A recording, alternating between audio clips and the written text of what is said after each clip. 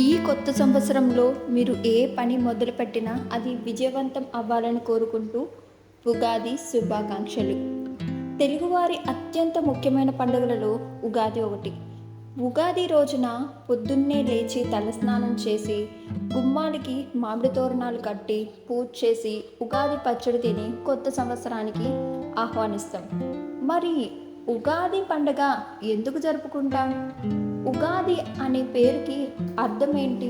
ఉగాది రోజే కొత్త సంవత్సరం ఎందుకు మొదలవుతుంది మీకు తెలుసా? ఈ వీడియోలో తెలుసుకుందాం రండి.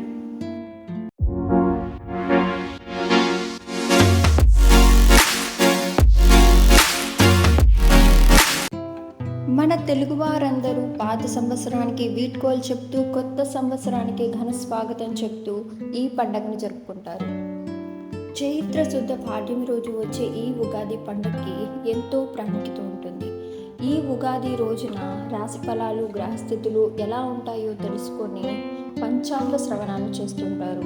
చైత్రమాసం శుక్లపక్షం పాడ్యమి రోజున మన సృష్టి ఏర్పడిందని మన పూర్వీకులు చెప్తున్నారు.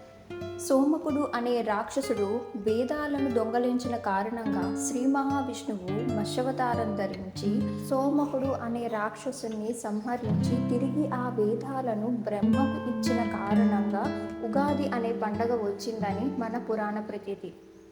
చైత్రశుద్ధ పాడ్యమి రోజున సూర్యోదయ వేళలో ఆ బ్రహ్మదేవుడు సృష్టిని సృష్టించాడని చెప్తుంటారు. బ్రహ్మదేవుడు గ్రహ నక్షత్ర ఋతు మాసవర్ష ఇలాంటి కాలాలన్నీ ఉగాది రోజున నిర్ణయించారని నమ్మకం.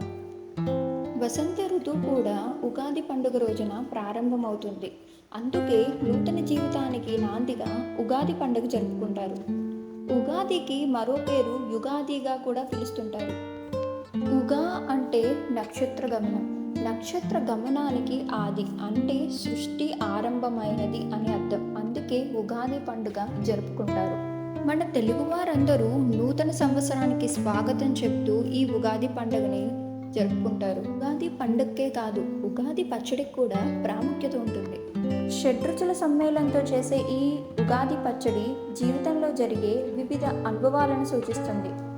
బెల్లం తీపి ఆనందానికి ప్రతీకగా, ఉప్పు జీవితంలో ఉత్సాహం రుచికి సంకేతానికి, వేప పువ్వు చేదు బాధ కలిగించే అనుభవాలు, చింతపండు పులుపు నేర్పుగా వ్యవహరించాల్సిన పరిస్థితులు, పచ్చి మామిడి ముక్కలు వగరు కొత్త సవాళ్ళు, కారం సహనం కోల్పోయేటట్లు చేసే పరిస్థితులు.